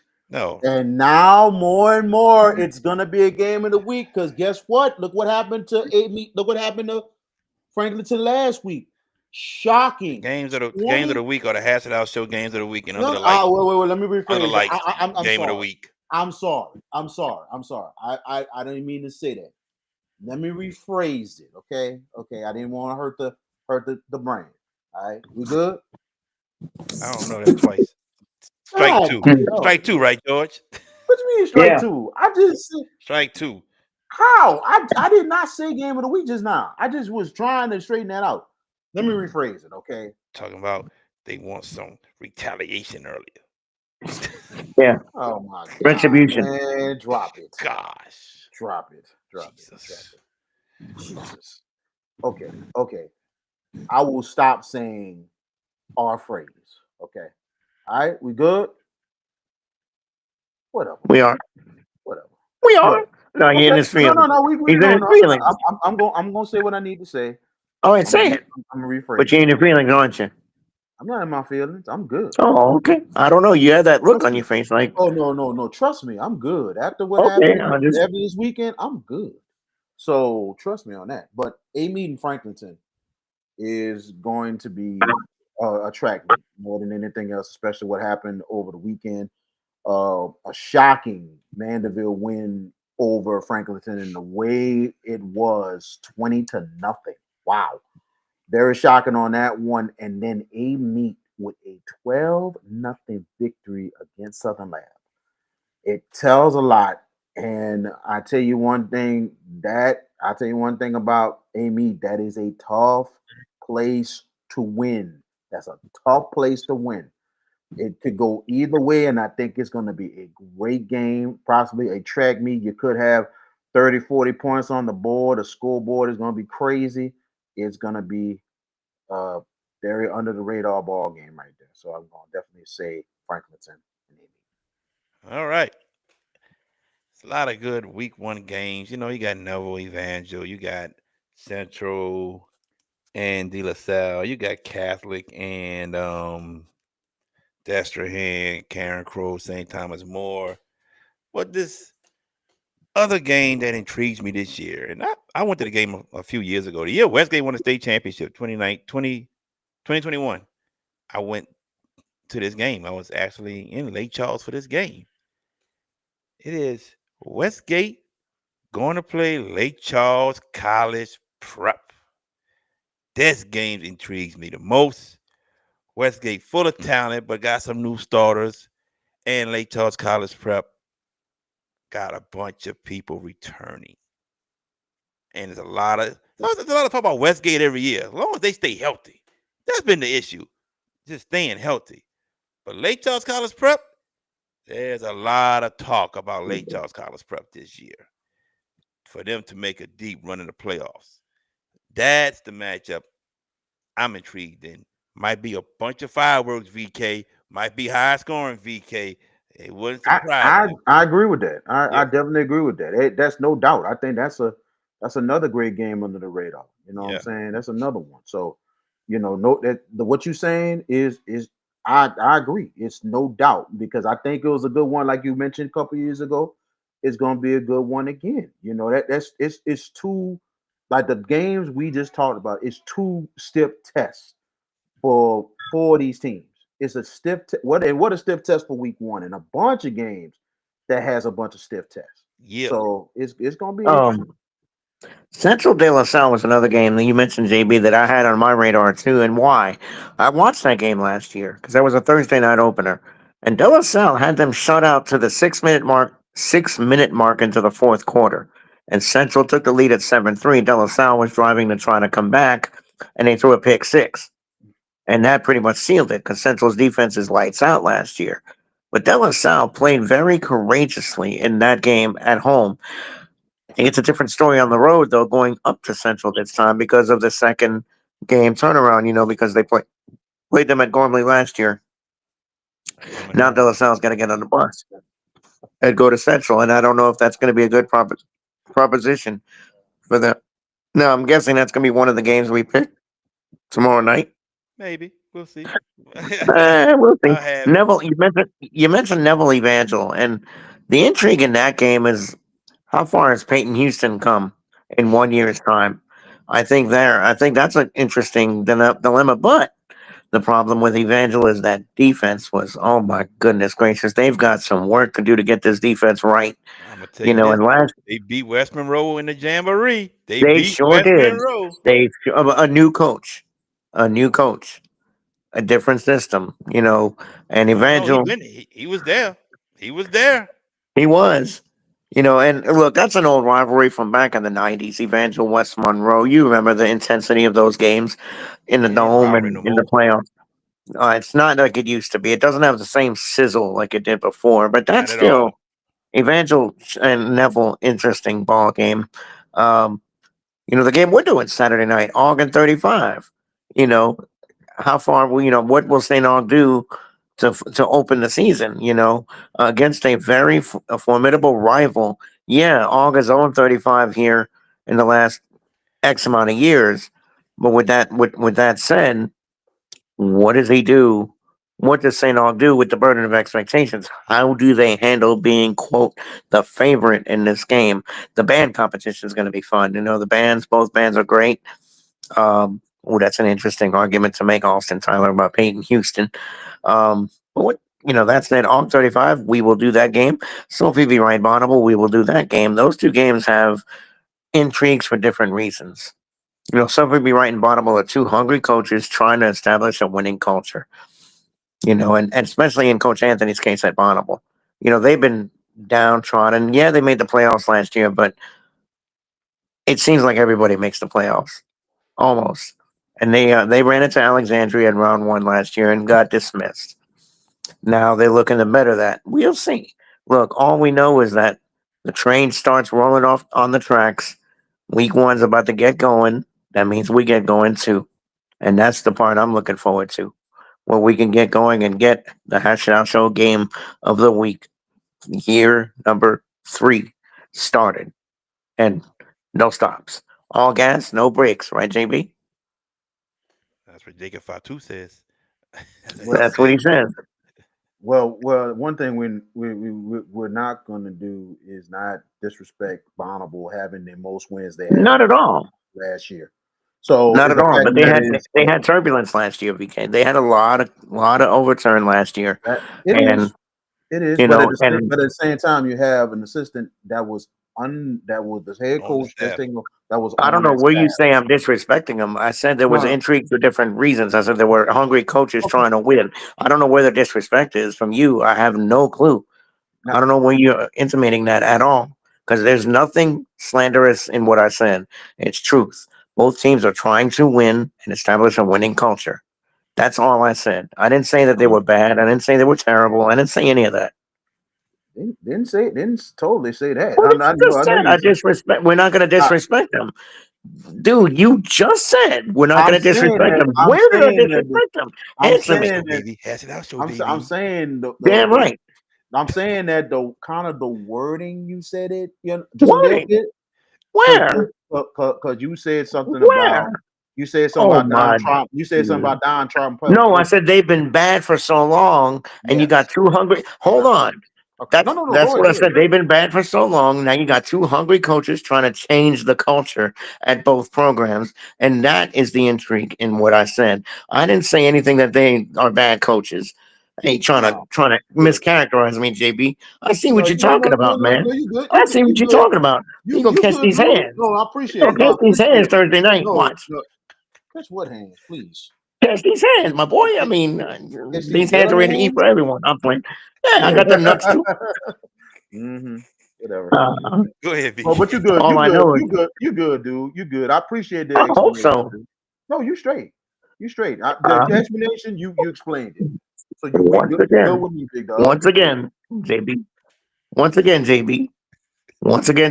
Got to put your boy in his place. It must be football. You're right, Coach Sam. You absolutely right. But it ain't arguing. It's just disagreeing. I don't want to say arguing because there's no vitriol or hatred. It's just disagreeing. That's all it is. I just, he's the one that's finished third the last 2 years in the picks. I'm just, throwing it out there. He's putting his eggs in the basket from week 1, JB. Right? So I want to see what happens next week when we get ready to pick week 2, and me and you are 1 and 2, right? And my boy is about 5 games back. I want to see what's gonna happen. Man, I quit. Y'all got me. Watch. He goes, yeah, watch. Oh man. He's fucked up though. Steel King. Elimination Chamber on Jordan Taylor. Enoch, bro. We about to go shock the world, bro. Take week 1, and I'm gonna take week 1. That's what we're gonna do, and we're gonna work 1 week at a time. That's what it's all about. Man, let me shut up. I know what I just thought. Oh my God, I know what I just thought. I ain't saying nothing. If like I said, fool around and let me get week 1. Fool around, and guess what's about to happen. So I ain't saying. How many weeks, Jared? Wait. Okay. All right. Let me ask JB. I got a question for you. Go ahead. How many weeks are there in the regular season, JB? Oh, here we go again with this. 10 weeks. So week 1, he wins week 1. What does that mean? Nothing. We got 9 weeks. I already said it. Oh, you get week 1. I know. I'm just reiterating. Congratulations, we got 10 weeks. We trying to win this whole season. Yeah, exactly. It's called 1 week at a time for a reason. You have to build, baby. We know it's 10 weeks. We're not dumb. We have to go 1 week at a time. Nobody said you were dumb. I'm just saying you got to learn how to win, right? You got to start somewhere. You have to start somewhere. You must have skipped a line on learning how to win because you've been dead last in the picks. Well, all I know, somebody went 0-3 on Saturday. So somebody didn't. So somebody went 0-3 on Saturday. What? Oh, JB, he's going after you. So somebody went 0-3 on Saturday. Texas, LSU, Clemson, Alabama, Florida State. This Saturday, college. Bama. Okay, and what they got to do with the picks? High school picks. Nothing to do with that. He tried to find some type of moral victory from anywhere. Man, look, ain't no more. The picks it ain't no moral victories, bro. Morally break your foot off. All I know, the pendulum is gonna swing this year. That's all I know. That's all I know. Okay. Austin, if we can't, he not win the pick. The earth is flat. I done learned off you, baby. I'm coming. That's all I'm gonna tell you. I learned off you. I'm coming. Man. Huh? You learned off of? I learned off you. So guess what? I'm coming, bro. Well, you must be a bad teacher because you've been last in the picks. It ain't. That's not what he means. I get what you're saying. I get it. I'm just goofing. I know what talking about. And to those of y'all in the audience, and we thank you for the banter. Because it's fun to see y'all. There's no ill will between us. Let us reiterate. This is just 3 guys that love what we do, and we're just having a little bit of fun. It's easy to rub on VK a little bit, though. It really is, because he gets in his feelings. I mean, it really is. He just gets all up in his feelings. Tonight, dude. I am that good. You do, sir. Trust me, I am good, dude. Wait till next week when you're 5 games behind. Man, I'm not worried about that, bro. All I know, dog, you gonna be mad as a I won't be mad. Who gonna be mad? That's No, no no, one. I'm We're not gonna be mad. That's what we He's talking about saying. me. I'm not. Oh, y'all not gonna be mad about? Okay, Not at all. okay. Not gonna be mad at all. That's your mindset. You this week one is like it's like your championship. We got a whole another 9 weeks to go, man. Like Exactly. But at the same time, you got to start somewhere. You have to start somewhere. That's all I know. You start okay. You know somewhere what I and want to you see? build. And you build. You know what I want to see though? All three of us improve our winning percentage from last year. That's all. At the end of the day, It was very good for me last year. it was very good for me too. I Yeah. had a really good winning percentage last year. I know.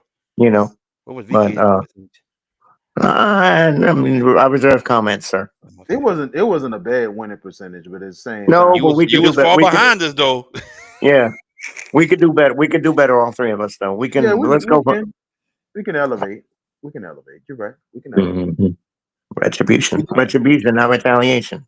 We did better. We did better than the dome. I think we did. Oh, we did better than the Dome for sure compared to the year before. Oh, no kidding, because Yeah. we stunk it up. You know. Oh man. Yeah. Yeah. There they go. Jordan They want Taylor's last year. PK's top five. There they Top five. we don't do top five till week 3, y'all. So just sit Yeah, tight. exactly. Tight. So, sit tight, JP. We give us got you. give us And a we're chance to look. But we can sit there and tell you that in the car and St. Aug and probably Catholic in that top 3 of top 5. We can tell Where's you that Dunham, right now. VK? Where's Dunham, VK? very That's funny. what we had last year. Very funny.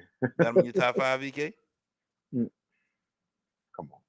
Come on, bro. Come on. Now it's come on. Come on. Last year he was defending Kenwood? that like Year before was Kenwood. yeah. Who is it this year? Hey, just stay tuned because it's gonna be something. Exactly. It's gonna happen. So you don't like me to give love to Oh, a no. team that Nobody said that. but I understand what you're saying is the fact that okay, that the top 5 I have sometimes a little crazy because of the fact that hey, Little. I don't like I was like I don't know if they're worthy to be top 5 teams of everybody else. You know what I'm saying? So I totally get that. You know what I'm saying? Now the St. Charles thing a couple years ago. You know what I'm saying? I know people thought I was crazy, but you look at their record, you look at who they beat. That was the reason why they was in my top 5. You know what I'm saying? You can't sleep on some team that really got good victories on the schedule. You cannot do that. You cannot fall asleep on it. I'm just stuck on the fact that you said you showing love to a team. That's why you put them in your top 5. Showing at least some. No, it's the fact that when you look at their record and look at what they're doing and the victories they're having, it ain't like they ain't beat nobody. They beating real good teams, and that's why it's the fact they're in the top 5. So let's say this: Dunham beat some good teams. They just beat some good teams. That makes them top 5 team in the state. Is that's what you're saying? No, I'm not saying that. Okay, what are you saying? I'm being sensible. If I see something noticeable, like if I see a team, like if it's a good team that's like that has been ranked in the state, and not just that has been really good, but beating a team that's like not just top 10, but top 5 in the state. You know what I'm saying? You get a top 5 victory, but then on top of that, you also beat a real good team as well the week before. A team that's a consistent playoff team that always there. Like you win those 2 straight games, especially you beat a top 5 or top 3. You know, you at least need to have some kind of consideration. Some kind of consideration. You know what I'm saying? That's all I'm saying. So You my know, question is, but I don't think Dunham is not gonna go in my top 5. I'm being honest with you. I'm going to ask you. So what made you put Dunham in your top 5 last year? Then what made me put Dunham in my top 5 last year? They had a couple big wins on their schedule. But did that make them an overall top 5 team in the top 5 team in the state? Period. Regardless of class. That's what I'm saying. Regardless of class, like you had some points that, like but look what happened. Dunham was just there for only a week, and they lost the next week. So guess what happened? They got out. You know what I'm saying? Like I said, but you making this point of yours of why they were in your top 5. I'm just trying to figure out what you said they're in your top 5. But my thing is, were they a top 5 team in the state? Period. That's what I'm asking you, because you had them in your top 5, like they one of the best top 5 teams in the state. And we were just, me and George were like, what? He got Dunham, like Austin Dunham. I remember with Austin type, I been waiting for him to put one of those teams in, because that's what he does. I remember when Austin put that in there, he was dying laughing, man. That's what I'm trying to figure out. How, because you saying this and that, but does that make them a top 5 team automatically? Nah, definitely not. Definitely not. You know, Exactly, Austin. Damn, he got it pegged dead right. definitely right. He That my look, dog alone, man. look, He my dog alone, Austin. look. But Not. I look, I'm asking this because I'm trying to figure out what he does, his top 5, and I respect his opinion. I might not agree with it, but I respect his opinion. But I'm You don't glad. agree with it. I know you don't agree with it. Not a Dunham thing. I completely understand where you coming from. Uh-huh. St. Charles Catholic. There It was a was St. Paul's reason. of Kenwood. There was a reason, and there was a legitimate top 5 in the state. Okay. You know what I'm saying? Because you look at their schedule, it was a lot more tougher than what you look at Dunham's schedule. It's like, oh no, you compare apples to oranges. Nah. Austin Tyler, Amy made the top 5. I don't know, but Amy does have a tough pre-district schedule. So if they send a message, maybe, but I don't think they're gonna get there. You know what I'm saying? But we'll see. You know what I'm saying? If they get a victory against Franklinton, that's gonna say a lot. So just saying, all I keep looking at each week, and I go upon who they play on the schedule and their wins. Because sometimes Jared sometimes questioning me about why you leave this team up. It was a top 5 matchup. You seen in college football this week, guess what? The number 1 team, Texas, went down. Ohio State was where 3, where they at 1. There was a top 5 matchup. Yeah. And a lot of times when a top 5 team, especially it be between a 3 and a 1 or a 4 and a 1, if they beat that number 1 team, guess what? That team's gonna leap up because they got that win. So hey, that's how I look at it. It's a schedule week by week, and also who the best teams in the top 5. I go with JB's analogy as well. Who's the best top 5 in the state overall? Period in classification. But at the same time, week per week, what do you do? That's what I look at. I go Everybody, upon performance. just get ready for VK's top 5, because he gonna have a team in there, and everybody gonna be ready to jump at the bits. Just be ready. Like the troops at the border waiting for the commander, right? That's right. That's right. All right. Mm-hmm. We about to end this show, man. We gotta go. Hey, me did look Yeah. good. Yeah, they did. They did. All right. So tomorrow we have Coach Munchie Lego joining us on the show. Munchie Lego, the head coach of the Sophie B. Wright Warriors. He's going to join us tomorrow as he gets ready to take on Bonnabel in the Thursday night Hash It Out show, game of the week for week 1. And he'll be here tomorrow. And then we will have our picks tomorrow. Our picks, who we got winning these games tomorrow, except for the games that we are broadcasting. We call. That's right. Mm-hmm. So, last words, VK. Oh man, good show tonight. You know what I'm saying? We hash it out like we always do. We thank you so much for your support and everything. Like, tag, share, subscribe to the Hash It Out Show, all social media platforms. And we started off week 1, Hash It Out Show game of the week, Thursday night. And it'll be Sophie B. Wright and Bonnabel. Is it you said you I got corrected. Yeah, I got corrected. Because when I looked it up, it said Joe Brown. You talked to Coach Munchie. He said Joe Brown too. Well, it's not at Joe Brown. It is at Pan American. Yes, it is. Okay. I didn't know that. That's why I was just wondering. Yeah, I got corrected. That means I might have taught the other show to see who did that. So it's all to the good. But wow. I don't know who did it, but I was just told. That's all I can tell you. So you was told, okay. Yep. But yeah, so we had that live Thursday night, Saturday night, St. Augustine, and also McDonald 35. I had to get corrected on that earlier too.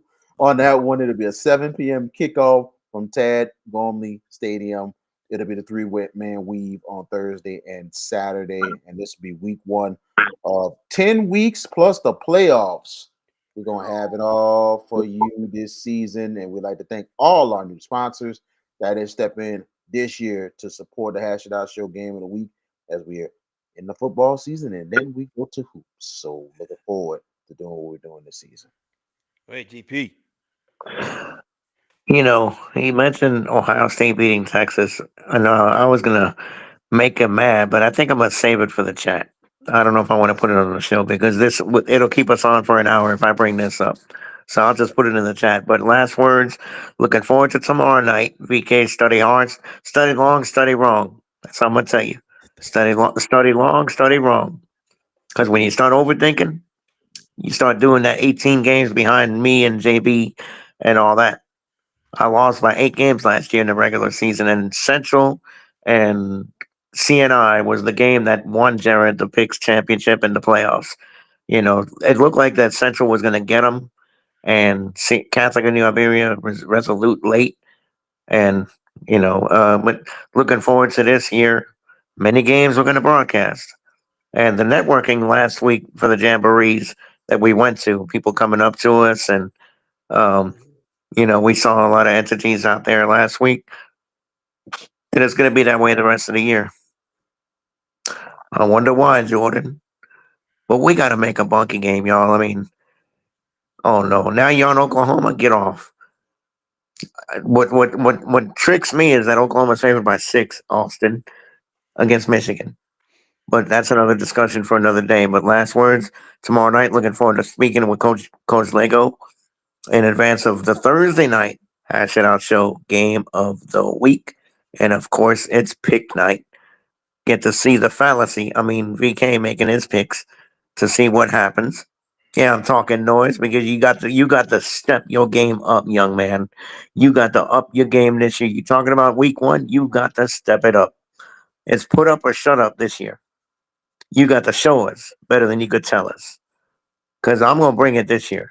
And JB's gonna bring it too. He's a tough nut to crack. He's a 2-time champion of the regular season. But that title's coming to me this year. I'm gonna get it by hook or by crook. I'm going to get it. No more gambling. I'm gonna play resolute and sensible, but it's gonna be fun. And then Thursday, if you only could be with us, y'all, to y'all in the audience, when we're riding to the games, the conversations that kick off. Whoo-hoo! You talking about some argument, boy. But no, it's especially Covington, Jordan Taylor, reading that statement. Especially that stadium, boy, because that's a workout in times 20. But I mean they got a quality team there. But looking forward, look, just the fact that we're even in advance of football games. Last weekend was a football paradise for college football. A lot of great games. I'm sure VK sowing his oats about Florida State over Alabama. Great effort by them. Michigan, pedestrian effort, but they won. Then what about the debacle last night? Boy, Bill Belichick, I wonder how he feels now after one game. College ain't for you, my guy. I'll say it. College ain't for you. You 74, and your message ain't going to resonate with kids. Last night showed it. I think that's going to be a bad football team. We'll see. Wow. Coach Francis says, VK, you got to make them into believers. Thank you, Coach. He's just feeling bad for you, man. Whatever. Empathy. It's all empathy, bro. Man. All right. We're back tomorrow. Yes, we are. 7 o'clock? Right. 7 o'clock again. Coach Gotcha. Lego, hopefully at 7:25. Then we do our picks, call it a wrap, then go watch some Under the Lights. Other than that, See y'all Thursday. Hash It Out Show game of the week for Thursday night, week 1. Bonnabel versus Sophie B. Wright. Then Friday night, we'll be at Carr Shaw. And Saturday night, Hash It Out Show Saturday night game of the week. McDonald 35 at St.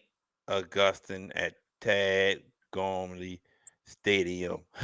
Put Bo Leave. Oh, God. Bo Leave. Oh, man. All right. For VK Jones, for George Peppers, I am JB the Sports Guy. I got these 2 videos here. I don't know which one is which, but I'm going to know in a second. But see y'all tomorrow. Y'all take care.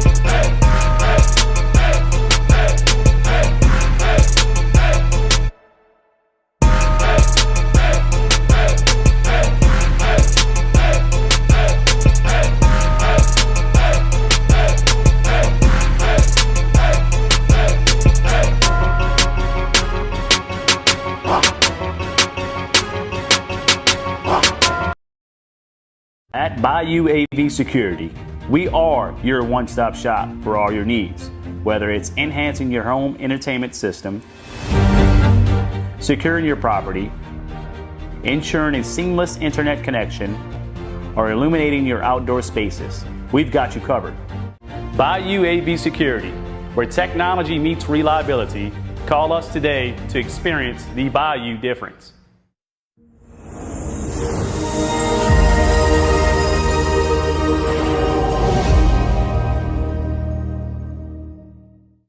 JFK Martial Arts offers a wide variety of martial arts programs for kids, teens, and adults as they empower lives through martial arts. Please give them a call at 985-266-0664 and don't forget to ask about their 1-week free special. If you're looking for the best pizza in Metro New Orleans, then you're in the right place. Moe's Pizza has a great selection of Italian food that can satisfy your appetite, and they can also cater to your needs in any event. Give them a call at 504-341-9650 or log on to www.moespizzanola.com, located at 1112 Avenue H in West Wego, Louisiana. Moe's Pizza, Italians do it better. Hi, I'm Erica Randolph, head coach of the Hahnville Tigers boys basketball team, and you are watching The Hash It Out Show. Thank you for watching The Hash It Out Show. Please like, subscribe, and comment. Thank you.